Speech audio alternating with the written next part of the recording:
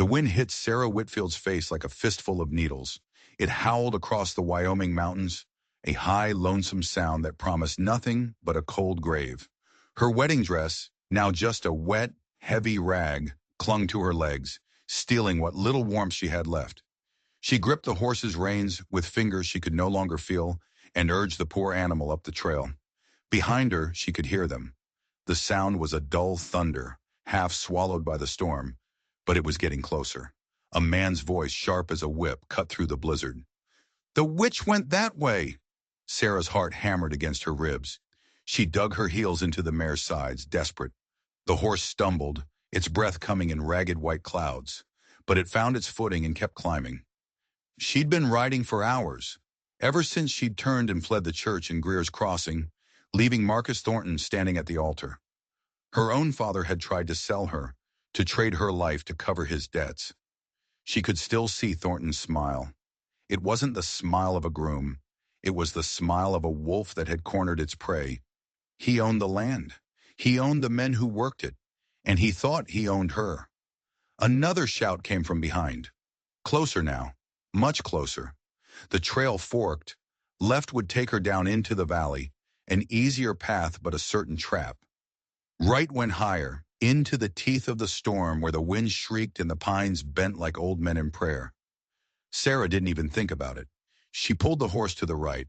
Better to be claimed by the mountain than by Marcus Thornton. The world shrank to a wall of swirling white. She couldn't see the trail, couldn't see her own hands. There was only the sound of her horse's breathing and the screaming wind. And then the ground was just gone. The horse screamed as they pitched forward, down a steep, hidden embankment. Sarah was thrown from the saddle, tumbling through a chaos of snow and snapping branches. Her head struck something hard, a buried log, and the world exploded in a flash of white-hot light. When she came to, she was half buried in a snowdrift. The world was quiet for a moment, muffled. Then the pain hit. Her ankle was on fire, twisted at an angle that made her stomach churn. The mare was gone, vanished into the storm. Panic, cold and sharp, jolted her awake. She had to hide. She clawed her way through the deep snow, dragging her useless leg behind her, and managed to pull herself behind the very log that had knocked her out. She pressed her face into the freezing snow, trying to silence her ragged breaths. Through the curtain of white, two riders appeared on the trail above her, Jake Morrison and Tom Briggs. Thornton's men. She knew their faces, knew the cold, empty look in their eyes. These were men who found sport in other people's pain. "Trail goes cold here," Morrison grumbled, his voice rough. "Storm probably took her," Briggs answered. "Thornton wants her back, though. Alive if we can, dead if we have to." Sarah's breath caught in her throat. She was a piece of property. Damaged goods could be discarded. Suddenly a sound cracked through the air, sharp and clean. It wasn't thunder, it was a rifle. Morrison's hat flew from his head, a perfect, neat hole punched right through the crown. Both men swore, yanking their horses around as their hands dropped to their holstered guns. They scanned the trees, their eyes wide with alarm. "Next one won't miss," a deep voice called out from the blizzard. It seemed to come from everywhere at once. "Who's there?" Briggs yelled, his voice tight with fear. "Show yourself!" Another shot rang out. This one kicked up a spray of snow right at the feet of Briggs's horse. The animal reared, screaming in terror. "Last warning," the voice said. It was calm, unhurried, cold as a frozen river, but with a current of iron running underneath. Morrison spat a wad of tobacco into the snow. He looked at the impossible blizzard. He looked at the hole in his hat. He weighed the chances. And he chose to live. Without another word, he and Briggs wheeled their horses around and galloped back the way they had come. In moments, the storm swallowed them whole. Sarah lay shaking in the snow, not from the cold anymore, but from sheer terror and relief. She heard the crunch of footsteps drawing closer. A figure emerged from the whiteout. He was tall and broad, dressed in buckskin and furs that made him look like part of the mountain itself. A long rifle rested in the crook of his arm, as if it were an extension of his body. His hair was long and black, touching his shoulders. His face was weathered, carved by wind and time. But it was his eyes that held her. They were gray, not a soft gray, but the gray of storm clouds gathering over a dark lake. "You're hurt," he said. It wasn't a question. His voice, which had boomed with menace moments before, was now quiet, almost gentle. "My ankle," Sarah whispered, the words barely audible. I think it's broken." He knelt beside her, moving with a surprising grace. His name, he said, was Chayton Ironhand. His fingers, strong and sure, probed the swollen joint. "Not broken," he announced. "A bad sprain, but you can't walk on it." "They'll come back," Sarah said, panic rising again. "They won't find you," he replied, his gray eyes glancing up the trail where Morrison and Briggs had vanished. "My place is close. Can you ride?" "My horse ran off." "Mine didn't," he said. He let out a low, sharp whistle. A paint horse, sturdy and calm, stepped out from a thicket of pines. It stood as steady as a stone. Chayton scooped Sarah up from the snow as if she weighed nothing at all. He was careful, his touch respectful, and settled her onto the horse's back. "Hold on tight," he said, swinging up behind her. His body was a wall of warmth against her back. The horse began to walk, moving with a sureness that was almost unbelievable in the blinding storm. Inside the circle of his arms, she felt a tiny spark of safety in a world that had tried to kill her. "Why?" she asked, her voice loud against the wind. "Why did you help me?" He was silent for a long moment. When he finally spoke, his words were heavy, each one a stone dropped into a deep well. "A man who forces a woman is not a man," he said. "He is a wolf, and a wolf like that needs to be put down." There was a history in those words, a pain she didn't understand. The cold was pulling her under, her thoughts turning to slush. Just as she felt herself start to slip away, a shape rose out of the storm. A low cabin, built from thick logs, with a thin ribbon of smoke curling from a stone chimney. Warmth washed over her as he carried her through the door. He laid her gently on a bed of soft furs. The last thing she remembered was his voice, speaking low words in a language she didn't recognize. His tone like a prayer said over the dead. She woke to the crackle of a fire and the rich smell of coffee. A heavy buffalo robe was draped over her. Her ankle was a dull, throbbing ache, but the sharp, biting pain was gone. Chayton moved out of the shadows, a steaming mug in his hands. "Easy," he said. "That ankle needs rest." In the warm glow of the firelight, she saw him clearly for the first time. His face was a roadmap of a hard life. His black hair was woven into two long braids, the Lakota way. But it was the quiet strength in his movements, the stillness in his posture, that told her this was a man who had seen more than his share of trouble. He handed her the mug and then, to her surprise, he turned his back, giving her a moment of privacy. As she shifted under the heavy robe, she realized her ruined wedding dress was gone. In its place, she wore a soft, simple doeskin dress. "They were my sisters," he said, his back still to her. "Clean, warm. The fever took her. Took my wife and my daughter too. 10 winters ago." Sarah looked around the small, one-room cabin. It was meticulously neat. Tools hung from pegs on the wall. A bow and a quiver of arrows rested by the door. But it was also a place frozen in time. On a small shelf sat a tiny pair of beaded moccasins. Near the hearth, a small doll made from a corn husk. This wasn't just a cabin. It was a tomb filled with memories. "I'm sorry," she said, clutching the warm mug. "It was a long time ago," he replied, but his voice said otherwise. "You hungry?" He brought her a bowl of venison stew, rich and hot, and sat on a stool across the room. Keeping a respectful distance, they ate in silence while the wind clawed at the cabin walls. Her eyes drifted to a shelf above his sleeping cot. It was filled with books. Their spines were worn, the covers soft from use. A Bible, a book of Shakespeare, and a farmer's almanac. "You can read?" she asked, surprised. A faint, sad smile touched his lips. "Missionaries taught me my letters," he said. "Before I understood the price they would ask for their knowledge. The books are not to blame. Words are just tools." When they finished eating, he brought a basin of hot water and clean cloths. He knelt before her and began to unwrap the bandage on her ankle. His hands were slow, patient, impossibly gentle for a man so large. "A few days, you'll be able to walk," he said, his eyes focused on his work. "A week, maybe 2. You'll be strong enough to travel. I can't stay that long, she said, a knot of fear tightening in her stomach. Thornton's men. You can, he cut in, his voice firm. And you will. The storm wiped your tracks clean. By now those men think you're dead, frozen in a ravine somewhere. They won't look for a ghost. He finished wrapping her ankle and stood, checking the action on his long rifle. Rest now.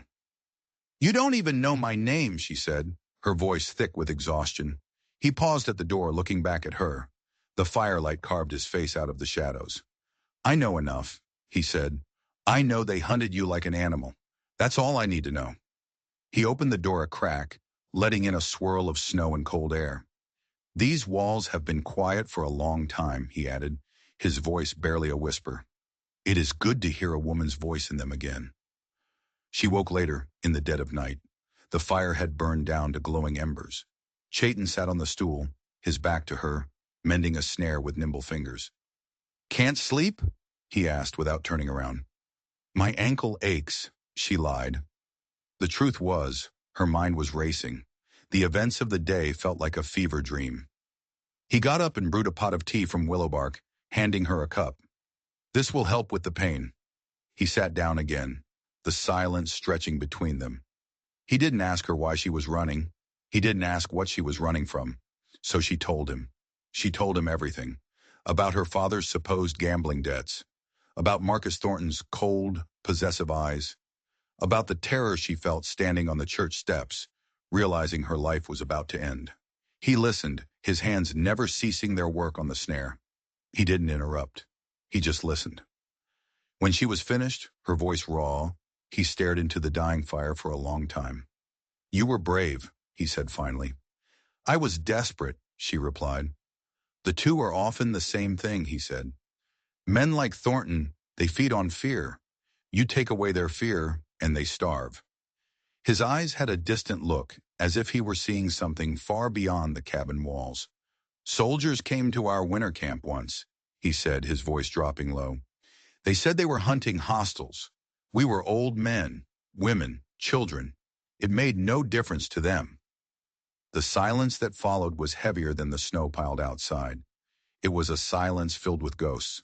Sarah pulled the buffalo robe tighter around her shoulders, not because she was cold, but because of the chilling weight of the story he hadn't fully told.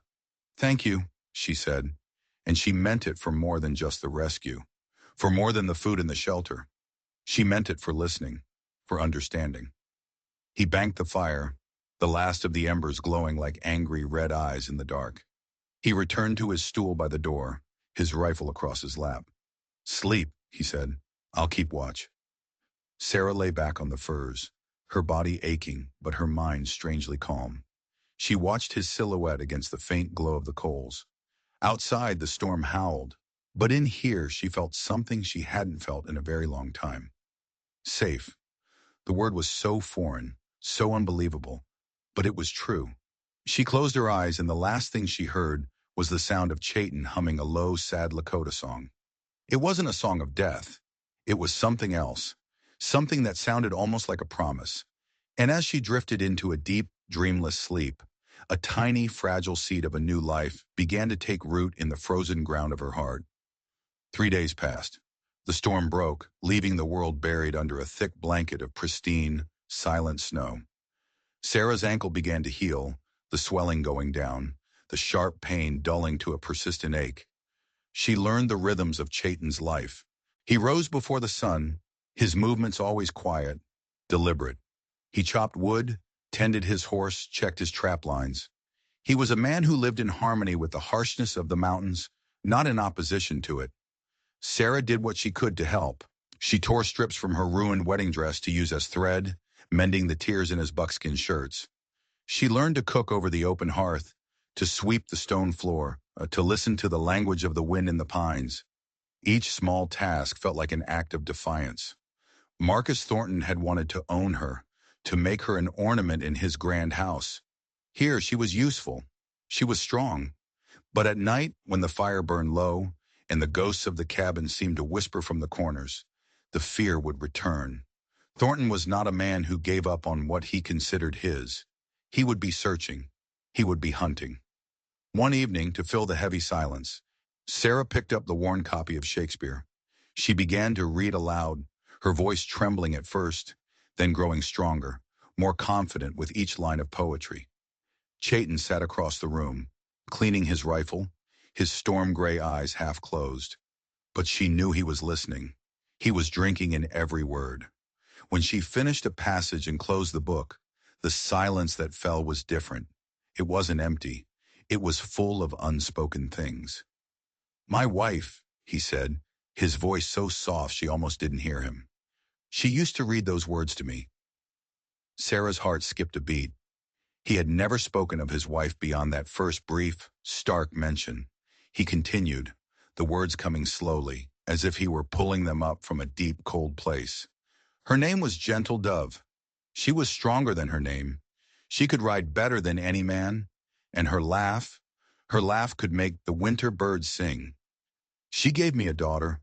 We called her Little Fox for her clever eyes." He set the rifle down, his hands resting on the wooden stock. The firelight flickered across his face, and Sarah saw the glint of tears tracing paths through the weathered lines on his cheeks. "For 7 years I was not alone," he whispered. Then the fever came. It swept through the valley like a fire. 3 days. In just 3 days. Everything I had, everything I was. It was all gone. Burned to ash. Sarah's throat was tight. She wanted to say something, to offer some kind of comfort. But what could she say to a man who had lost his entire world? "I buried them myself," he said, his voice breaking. "Right over there, by that flat stone you can see from the window. After that, I stopped saying their names. I stopped talking to people. I think, in a way, I stopped living. I just existed until the day I found you in the snow." The confession hung in the air between them, raw and real. It was a wound he had just exposed to the light. Sarah pushed the book aside and limped closer to him, her heart aching for his loss. "I'm so sorry, Chayton," she said, the words feeling utterly inadequate. He looked up, and for the first time his gray eyes were not guarded. They were wide open, and in them she saw not just a warrior, but a man drowning in a decade of grief. "I have not had a woman in my home for 10 years, he admitted, his voice thick with emotion. Not one to share the fire, not one to fill the silence with her voice. Sarah's breath caught. The small cabin suddenly felt charged, the air electric. "And now?" she whispered. His gaze was intense, as if he were trying to memorize her face. "Now," he said, leaning forward, so close she could feel the warmth of his breath. "Now I see you." Before she could process his words, his lips were on hers. It wasn't a kiss of possession or rough demand like the one she'd feared from Thornton. It was gentle, tender, almost hesitant, as if he were afraid she might shatter. Her mind screamed that this was madness, that she was a fugitive, and he was a stranger. But her heart didn't care. She didn't pull away. Instead, she wrapped her arms around his neck and kissed him back. She poured all her fear, all her gratitude, all her desperate, newfound hope into that one kiss. It was an answer. It was a promise. When they finally broke apart, he rested his forehead against hers. "This is not wise," he breathed, his voice ragged. "Maybe," she whispered back, "or maybe it's the only wise thing either of us has ever done." He pulled away suddenly, standing and pacing to the small window, his back rigid. "You don't understand, Sarah. I am nearly twice your age. I have nothing. This cabin, the memories that haunt it, that is all I have to offer." She rose, her ankle protesting, and went to him. She stood before him, forcing him to meet her eyes. "You think I care about any of that? You saved my life. But you did more than that. You saw me, not as property, not as a problem. You saw me as a person. That's more than my own father ever did." His stormy eyes searched hers, filled with a mix of hope and disbelief. "You would stay here? With me? A man haunted by ghosts?" Her answer came without a second of hesitation. "Yes," she said, her voice clear and strong.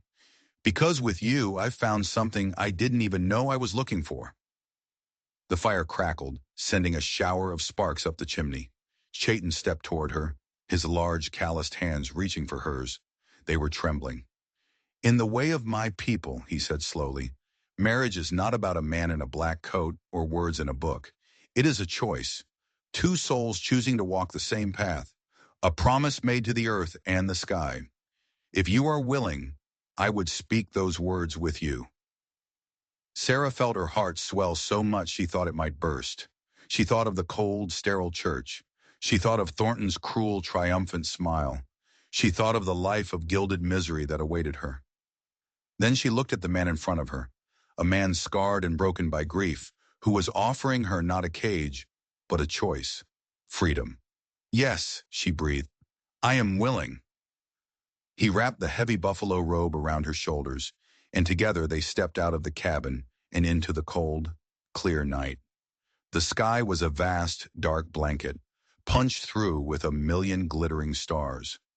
He led her to the flat, snow-dusted stone that marked the graves of his wife and daughter. There, under the silent watch of the mountains, he took her hands in his. He spoke first in his own language, the words flowing like a river, ancient and solemn. Then he translated. Before the earth and the sky, he said, his voice ringing with conviction, I take you as my wife. I will protect you. I will honor you. I will share my fire, my food, and my life with you, from this breath until my last. Tears streamed down Sarah's face, freezing on her cheeks. She squeezed his hands, her voice filled with all the strength and courage she possessed. Before the earth and the sky, I take you as my husband. I will stand beside you. I will share your burdens. I will bring laughter back to these walls, from this breath until my last. When the vows were spoken, Chayton Iron Hand leaned down and kissed Sarah Whitfield. It was a kiss that sealed a bond born not of obligation or fear, but of two broken souls finding wholeness in each other under an endless Wyoming sky. But their peace was fragile, a temporary truce in a war that was far from over. One morning a week later, Chayton was checking his traps near the ridgeline when he saw it, a glint of metal reflecting the morning sun. It wasn't a deer or an elk. It was a spyglass. Someone was watching the valley, watching the cabin. He didn't run back. He moved like a shadow through the trees, circling around, his rifle ready. From a rocky outcrop, he looked down and saw them. 4 men camped in a hidden draw. He recognized 2 of them instantly, Morrison and Briggs. The other 2 were strangers, hard-faced men with the look of bounty hunters. They weren't just searching anymore. They were waiting. They knew she was here, or at least they suspected. He returned to the cabin, his face grim. They're here, he said to Sarah, his voice low.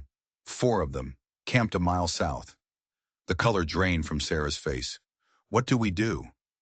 We don't wait for them to come to us, he said. His eyes were like chips of flint. Tonight, we fight. Sarah's hand went to her throat. Fight? Chayton, there are 4 of them. And 2 of us, he said calmly. He took her hand. You have been learning to shoot. You are a good shot.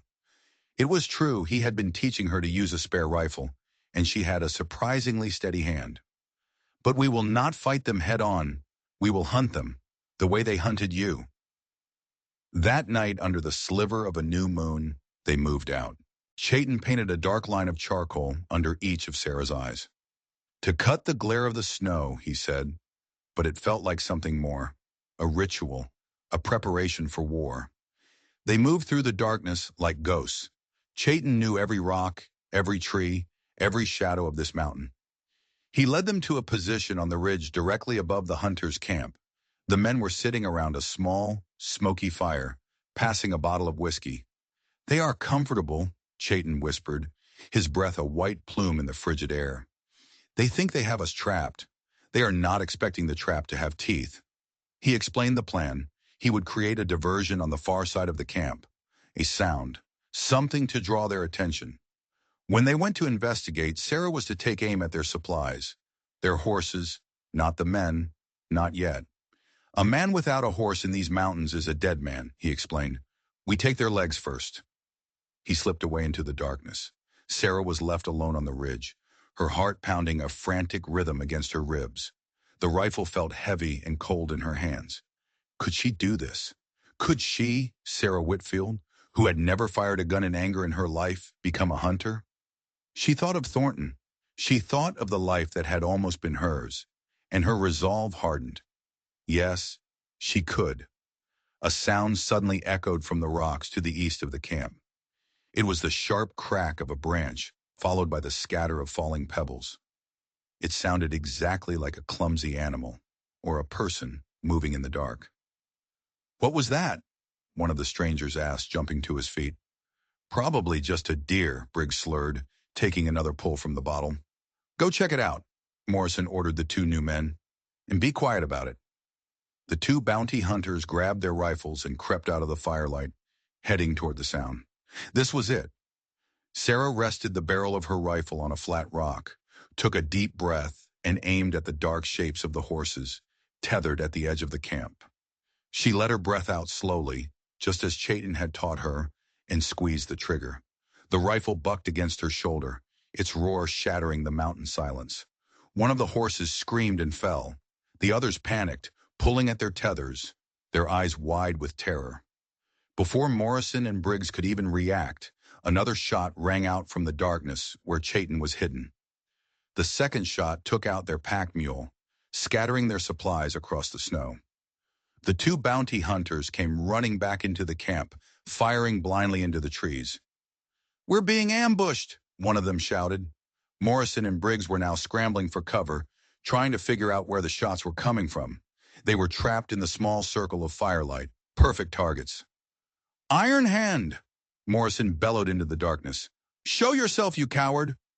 Another shot from Chayton's rifle answered him, kicking up snow just inches from Morrison's head. Panic erupted. The men were firing wildly now, their bullets thudding into trees and rocks. They were wasting ammunition, shooting at shadows.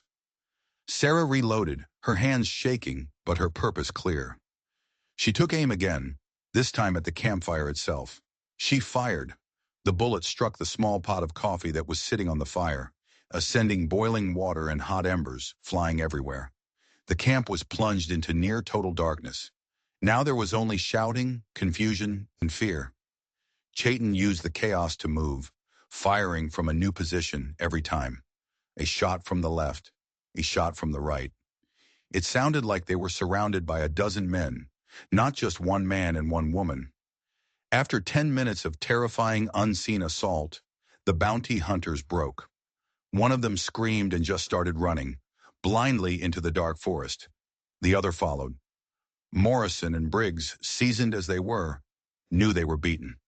"All right, Iron Hand, we're leaving," Morrison shouted. "We're leaving!" They untethered the remaining horses and scrambled onto their backs, digging their heels in and galloping away, not even bothering to look back. They left their supplies, their bedrolls, and their dead horse behind. They just ran. Silence descended on the valley once more. Chayton appeared at Sarah's side, his rifle smoking. "You did well," he said, his voice filled with a pride that made her heart soar. "Are they gone for good?" she asked, her body trembling with adrenaline. "For now," he said, looking down at the abandoned camp. "But they will go back to Thornton, and they will tell him that the ghost in the mountains has a rifle and a wife." He looked at her, his gray eyes serious in the moonlight. "This is not over, Sarah. We just fired the first shot in a war." They went back to the cabin, the victory feeling both thrilling and terrifying. They had won the battle, but Thornton would not take this humiliation lying down. He would send more men, better men, or he would come himself. The next few weeks were tense. Chayton fortified the cabin, reinforcing the door and adding shutters to the windows that could be barred from the inside. He taught Sarah how to track, how to read the signs of the forest, how to live off the land. She was no longer just a survivor. She was becoming a student of the mountains. And in the quiet moments, in the warmth of the cabin, something deep and powerful grew between them. They talked for hours, sharing stories of their past, their dreams, their fears. Sarah learned about the Lakota way of life, about a people who respected the earth instead of trying to conquer it. Chayton learned about the world beyond his mountain, a world of cities and politics and greed that he had long forgotten. One night, Sarah was looking through the few belongings she had managed to salvage from her saddlebags before her horse had run off. There wasn't much: a change of clothes, a small Bible, and a locket from her mother. She had never paid much attention to it before, But now, sitting by the fire, she opened it. Inside were the usual miniature portraits of her mother and father. But as she ran her thumb over her mother's portrait, she felt a small click. The back of the portrait was hinged. She had never known that. With trembling fingers, she used the tip of a knife to pry it open. Inside, hidden in a secret compartment, was not another picture. It was a tiny, tightly folded piece of paper. It looked like a map. Drawn in faded ink were the mountains and valleys surrounding them. And in the very center, marking a spot not far from their cabin, was a small, crudely drawn star and a single word. Anvil. Chayton, she said, her voice barely a whisper. Look at this. He came and knelt beside her, his eyes scanning the small map. A look of dawning comprehension crossed his face. He pointed to a distinctively shaped mountain on the map. I know this place, he said. The old ones called it the Anvil of the Thunder Gods. It's a sacred place. My mother gave me this locket, Sarah said, her mind reeling. She told me it would keep me safe. Suddenly it all clicked into place. Thornton, her father, the land. It wasn't just a ranch Thornton was after. It wasn't just about forcing her into marriage. It was about this map. Her father hadn't been a partner in a ranching venture. He and Thornton must have discovered something on this land. Something valuable. Gold, Chayton said, his voice grim. There are old legends of a rich vein of gold in these mountains. A vein so pure it drove men mad. The mine I was forced to work in, it was a failed attempt to find it. Thornton has been searching for it for years. This changed everything. Thornton didn't just want her. He wanted what was in her locket. He thought she knew the location of the mine, and he would tear the entire mountain apart to get it. The stakes had just been raised. They weren't just fighting for their lives anymore. They were guarding a secret that could destroy the very land that had given them refuge. And then things got even more complicated. A few days later, a lone rider approached the cabin. It wasn't a bounty hunter. It was a man in the uniform of a U.S. Marshal. He rode slowly, his hand raised in a sign of peace. Chayton met him in the yard, his rifle held loosely but ready. Sarah watched from the doorway, her own rifle in her hands. I'm Marshal John Pike, the man said. He was older, with a kind but weary face. I'm not here for trouble. I'm here about Marcus Thornton. What about him? Chayton asked, his voice wary. He's put a warrant out for the two of you, the marshal said, pulling a piece of paper from his coat. For the murder of 2 bounty hunters and the theft of his property. He looked directly at Sarah. That's you, ma'am. He's listed you as stolen property. Sarah's blood ran cold. Thornton was using the law. He was twisting it into a weapon to use against them. Those men attacked us, Sarah said, her voice shaking with anger. We defended ourselves. I believe you, the marshal said, much to their surprise. I've had my eye on Marcus Thornton for a long time. The man runs Greer's Crossing like his own personal kingdom. He buys judges, sheriffs, everyone. But he's gone too far this time. Putting a warrant out on his own fiancée for theft? That's bold, even for him. It tells me he's desperate. He looked from Chayton to Sarah. It also tells me that you two have something he wants very, very badly. Something more than just a bride. Chayton and Sarah exchanged a look. The map. We can't prove anything, Chayton said. It's our word against his, and he owns the law in this territory. Not all of it, Marshal Pike said. He doesn't own me. I can't make the warrant disappear, but I can slow it down. I can get lost in these mountains for a week or two. Give you some time. But you need to understand, after that, every lawman in this territory will be looking for you. You need to either disappear for good, or you need to find a way to take Thornton down. The marshal turned his horse to leave. One more thing, he said, looking back. Thornton has brought in a new man, a tracker, a half-Comanche named Silas. They say he can track a ghost across Bear Rock. Be careful. This man is not like the others. With that, the marshal rode away, leaving them with a ticking clock and a new, more dangerous threat on the horizon. A tracker who couldn't be fooled, a legal system that had been turned against them, and a map to a treasure that was quickly becoming a curse. The walls were closing in, and the mountain, their fortress, was starting to feel like a cage. The name Silas hung in the air like a death sentence. A man who could track a ghost across Bear Rock.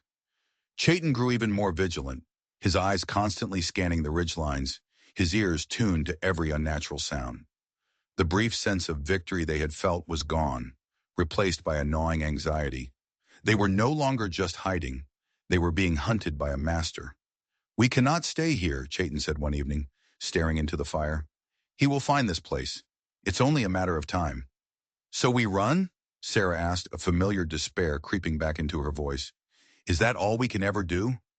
"No," Chayton said. He stood and began to pace the small cabin. "Running is what he wants. He will chase us, wear us down. We must do what he does not expect. We must go to him." Sarah stared at him in disbelief. "Go to Greers's Crossing? That's suicide. The town is his." "The town is full of people he has bullied and cheated," Chayton countered. "Men who have lost their ranches to his schemes. Women who fear him. They are like dry timber waiting for a spark. If we can expose him, truly expose him for the murderer and thief he is, they will turn on him." "How?" Sarah demanded. "Marshal Pike said it himself. Thornton owns the judges." Chayton stopped pacing and looked at her, his gray eyes burning with a fierce intensity. "Then we don't need a judge. We need the truth, and we need proof." He gestured to the locket that Sarah now wore constantly around her neck. "That map is our proof, but it's not enough. We need more." His eyes drifted to the small shelf where the corn-husk doll and the tiny moccasin sat. A deep sadness filled his face, but it was mingled with a new, hard resolve.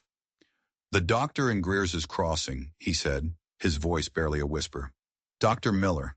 When the fever came, I rode to town, begged him for medicine. He had it, cinchona bark. I saw it on his shelf, but he refused me. He said he couldn't spare any for my kind." Sarah's heart ached. She knew what he was leaving unsaid. "The next day," Chayton continued, his voice cold as ice, "I saw him delivering a whole crate of it to Thornton's ranch. Thornton was afraid of the fever. He bought all of it. He hoarded it while my wife and daughter died." The story was a punch to the gut. Thornton hadn't just been cruel. He had been a murderer. "Dr. Miller," Sarah said, her mind racing. "He would have a record, a ledger, something to show that Thornton bought all the medicine." "And if we could get that ledger," Chayton said, "and this map, and your father's story, it might be enough to start the fire." It was a desperate, insane plan. They would have to sneak into the most hostile town in the territory, break into the doctor's office, and steal his records, all while being hunted by the best tracker in the West. But it was better than waiting to be found. It was better than running forever. They decided to separate. Chayton, knowing the mountains as he did, would lead the tracker. Silas, on a false trail, a wild goose chase deep into the high country. It was a massive risk. It would be a battle of wits and skill between two expert hunters. While Chayton kept Silas occupied, Sarah would use the opportunity to slip into Greers's Crossing. "You'll go to the church," Chayton instructed her. "The pastor's wife, Mrs. Gable, she always hated Thornton. She saw the fear in your eyes on your wedding day. If anyone in that town will help you, it's her." He gave her a small bag with dried meat and a water skin. He also gave her a knife. "Do not be afraid to use this," he said, his eyes locking with hers. The night before she left, he held her close. "Be safe, Sarah wife," he whispered into her hair. "You too, Chayton husband," she replied, her voice muffled against his chest. At dawn, they parted ways. Chayton headed north, leaving a trail that was obvious to an expert, but treacherous. Sarah, dressed in a simple brown dress she had fashioned from a blanket, with her hair hidden under a bonnet, headed east, toward the town that had nearly been her prison. The journey was 2 days on foot. Every shadow seemed to hold a threat. Every rustle of leaves made her jump. She felt naked and exposed without Chayton at her side, but his training had taken root. She moved carefully, sticking to the low ground, using creeks to hide her tracks. She arrived at the edge of Greer's Crossing at dusk. The town was just as she remembered it. A single dusty street lined with wooden buildings, all of them looking like they were owned by the same man.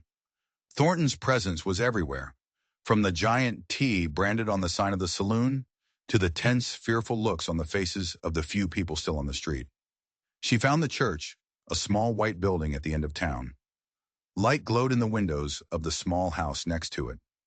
Taking a deep breath, Sarah walked up to the door and knocked. The woman who answered was small and bird-like, with kind, worried eyes. It was Mrs. Gable. She recognized Sarah instantly. Her eyes went wide with shock and fear. "My dear child," she gasped, quickly pulling Sarah inside and shutting the door. "They said you were dead, that you perished in the storm." "I almost did," Sarah said, her legs weak with relief. "Mrs. Gable, I need your help. I need to get into Dr. Miller's office." The pastor's wife looked terrified. "Sarah, you can't. Thornton has men watching everything. Since you disappeared, this town has been like a prison." "It's the only way," Sarah insisted. And then she told her everything. About Chayton, about her father being framed, about the map, the mine, and the hoarded medicine. As she spoke, the fear in Mrs. Gable's eyes was slowly replaced by a quiet, simmering anger. "I knew it," she whispered when Sarah was finished. "I knew there was a deep evil in that man. My husband, he's tried to speak out, but people are too afraid." She looked at Sarah, her decision made. "The doctor leaves his office every night at 9 to play cards at the saloon. He never locks the back window. It has a broken latch." It was a small chance, but it was the only one they had. Mrs. Gable gave Sarah a dark cloak to wear and hid her in the pantry until the time was right. At 8:45, Sarah slipped out the back door and crept through the back alleys of Greer's Crossing. The town was dark and quiet, but it felt like 100 eyes were watching her from the shadows. She found the doctor's office, a small building wedged between the general store and the undertaker. Just as Mrs. Gable had said, the back window was unlocked. Her heart pounding, Sarah slid it open and climbed inside. The room smelled of antiseptic and old paper. A lamp was burning low on the doctor's desk. She moved quickly to a large filing cabinet. She had to find the ledger from 10 years ago. She pulled open a drawer marked L. Her fingers, clumsy with haste, fumbled through the files. Suddenly, she heard footsteps on the wooden sidewalk out front, and voices. One of them was Dr. Miller's. The other was a cold, cruel voice she would never forget. Marcus Thornton. "I tell you, Marcus, there's nothing to worry about," Dr. Miller was saying, his voice placating. "The records from that year are buried deep. No one will ever find them." "They'd better not," Thornton snarled. "That Indian, Iron Hand. My tracker says he's circling back, playing games. I don't like it. And that girl is still out there. If they ever put their story together—" Panic seized Sarah. They were coming inside. She had to hide. She looked around frantically and saw only one option, a tall wardrobe in the corner where the doctor likely kept his coats. She darted inside, pulling the door shut just as she heard a key turn in the front lock. She peered through a small crack in the wardrobe door. Her heart was beating so loudly she was sure they could hear it. Thornton and Dr. Miller entered the office. Thornton was holding a lantern, his face a mask of rage and impatience. "I want to see it, Miller," Thornton demanded. "I want to see the ledger. I want to be sure." The doctor, sweating, went to his desk. But he didn't go to the filing cabinet. Instead, he knelt down and pulled up a loose floorboard right under his desk. From the dark space beneath, he lifted out a single, thick, leather-bound book. "Here it is," the doctor said, his hands trembling as he handed it to Thornton. "Just like you told me.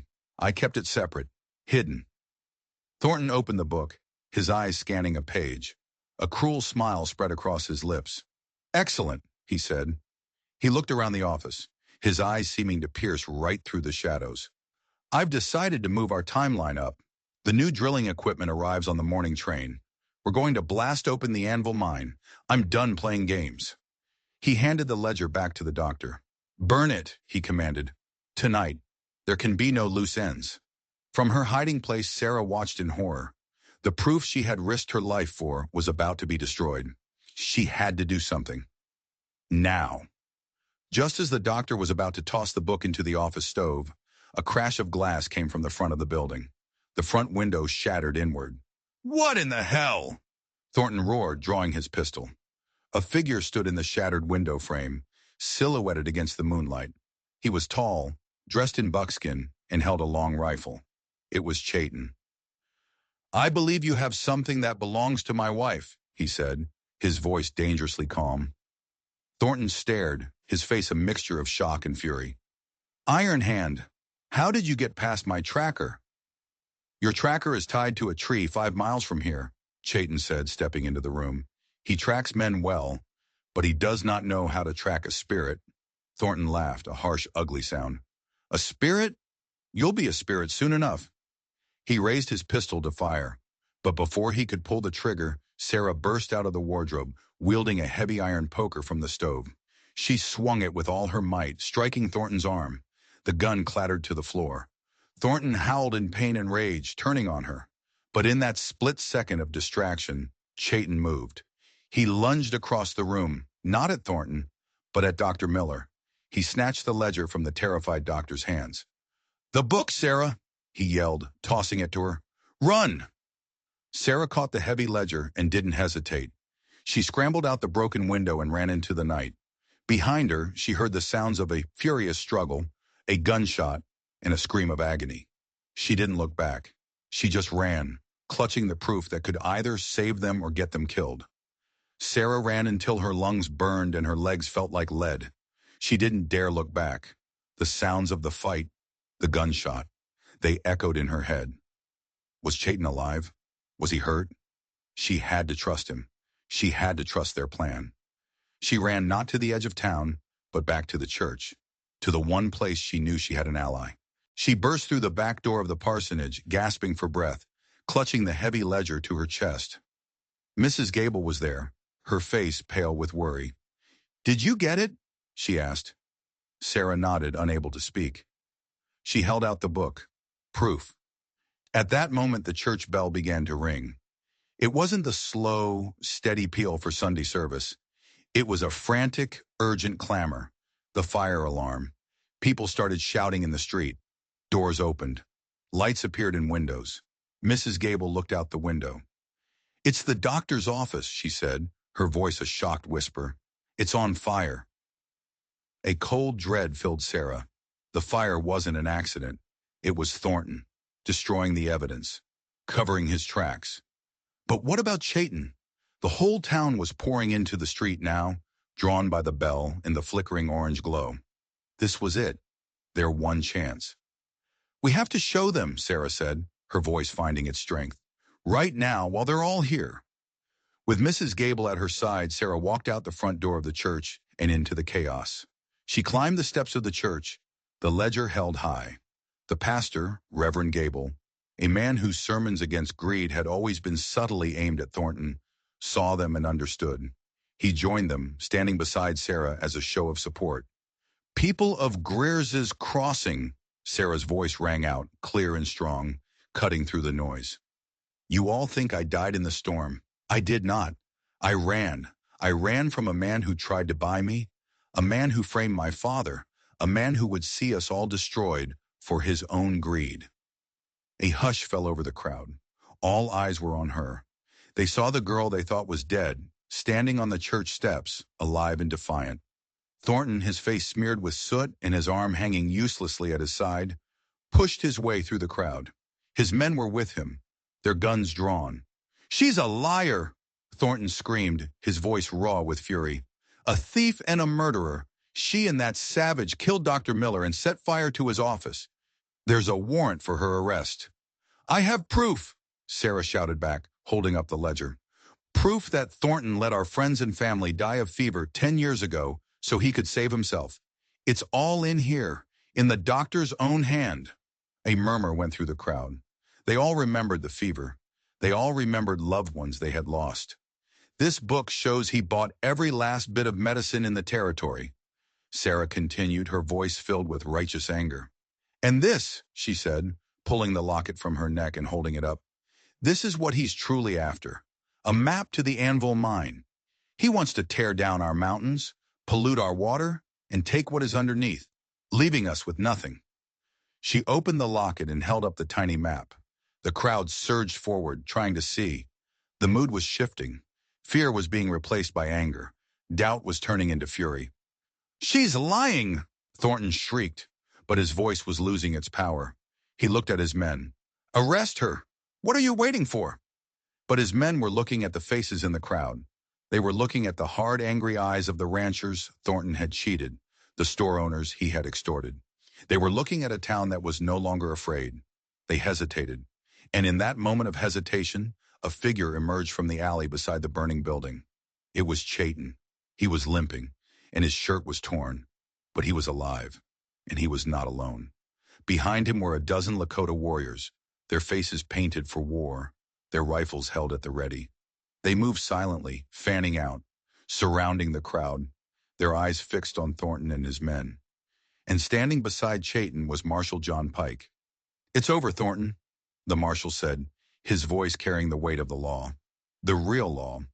I found your tracker. He was quite talkative once he realized you'd left him for dead. He told me everything. About the mine.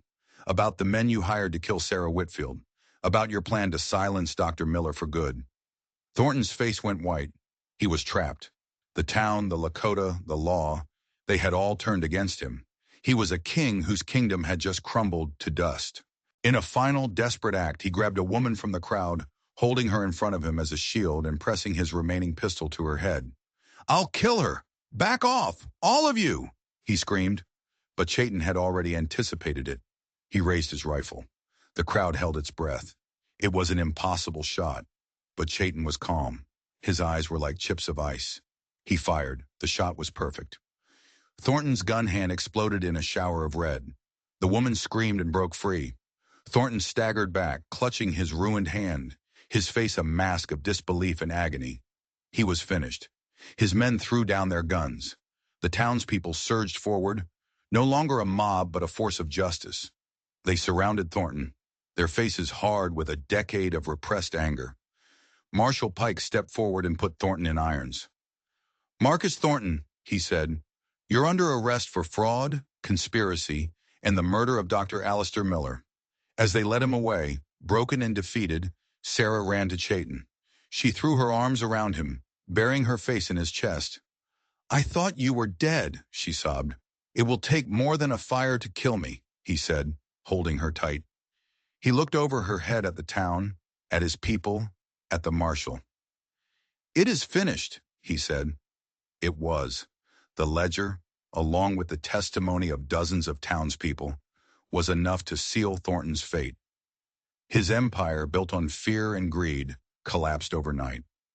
Sarah's father was released, his name cleared, and they had a tearful reunion on the steps of the same church Sarah had once fled. With the truth revealed, the land dispute was settled. The mountains, including the Anvil Mine, were declared protected territory, returned to the stewardship of Chayton's people. The gold would remain in the earth, a sleeping giant that would no longer haunt them. Greer's Crossing began to heal. The people, freed from Thornton's shadow, started to work together. Sarah and Chayton became the bridge between two worlds. They built a new home, not a hidden cabin in the mountains, but a small ranch in the valley, a place where the Lakota and the townspeople could come together, trade, and learn from one another. Years passed. The scars of their fight faded, replaced by the laughter of their children. They had a son, with Sarah's bright eyes and Chayton's quiet strength, and a daughter with Chayton's storm-gray eyes and Sarah's fierce heart. One evening, as they sat on their porch watching the sunset paint the mountains in hues of orange and purple, Sarah leaned her head on Chayton's shoulder. "Do you ever miss the quiet?" she asked. "Up in the cabin?" He was silent for a long time, watching their children chase fireflies in the twilight. "The cabin was quiet," he said finally, "but this is peace." She had run from a wedding and found a marriage. She had fled a town and found a community. She had faced death and found a life more beautiful and true than she could have ever imagined. She was not the scared girl who had ridden into the blizzard. She was Sarah Ironhand, a woman who had faced down a wolf and built a home in the heart of the wild. The wind still howled in the high country, but now it no longer sounded like a threat. It sounded like a song, a promise, a story of survival, of courage, and of a love that was strong enough to bring the dawn. If you enjoyed this story of survival and justice, don't forget to hit that like button and subscribe for more tales from the edge of the world.